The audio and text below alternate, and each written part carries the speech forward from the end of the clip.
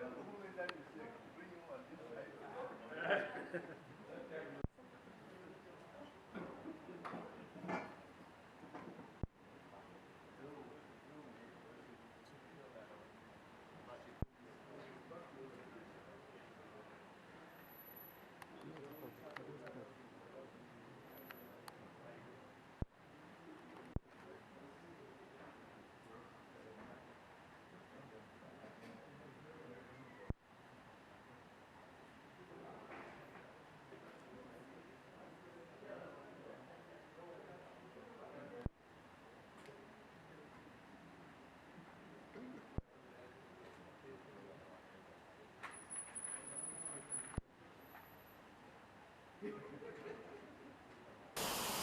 From Christ Apostolic Church, Okeshegun, Kwara State, and the school children taken from Government Girls Secondary School, Maga, Kebbi State, reunite with their families.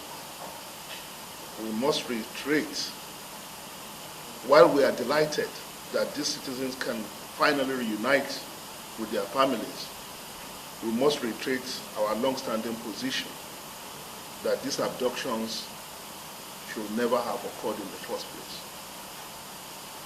If the government were alive to its constitutional responsibilities, what the country is witnessing today is a consequence of an administration distracted by politics and behaving less like a democratic government and more like an occupying force.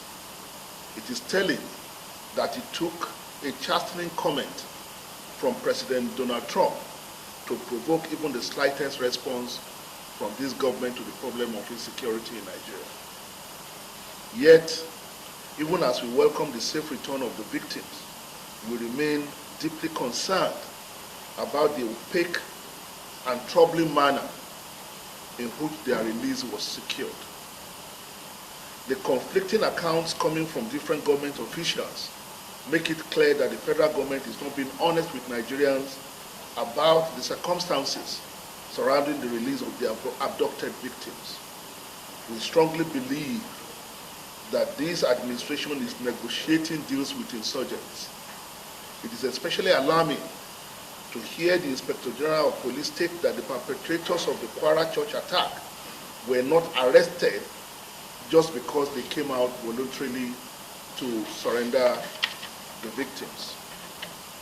Equally troubling is the comment attributed to the presidential spokesman, Bayo Onunuga, suggesting that the abductees were released simply because the government and security operatives asked them to do so. This raises serious questions. Is the Nigerian government paying ransom to insurgents? What exactly was exchanged for the so-called surrender of weapons by the kidnappers? And if these bandits truly surrendered weapons, what prevents them from simply acquiring new ones and continuing their criminal enterprise?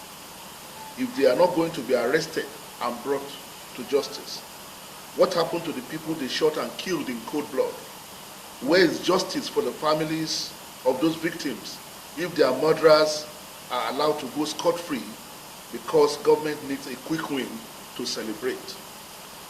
The ADC is deeply concerned that if negotiation with bandits has become the government strategy for tackling insurgency and the surge in kidnappings, then Nigeria is on a dangerous and misguided path. It is the approach of an administration searching for shortcuts instead of confronting the problem decisively.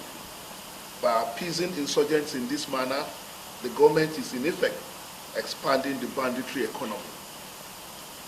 Predictably, the bandits returned to the same Ekiti local government in Kwara State the very next day after the release of the churchgoers, abducting 11 more people in Ishapa town in Kwara State. This pattern shows clearly that a system that focuses on rescuing victims without bringing perpetrators to justice only reinforces the vicious cycle of terror.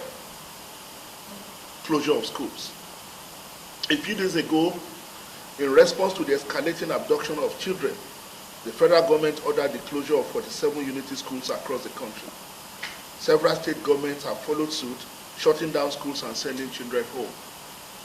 While the government may consider this the safest short-term options, it sends a dangerous message to terrorists. A government that quietly negotiates with insurgents and then shut down schools to avoid further kidnappings has in effect conceded ground to terror. By closing schools, the Tinubu administration is reinforcing the ideology of Boko Haram, which was built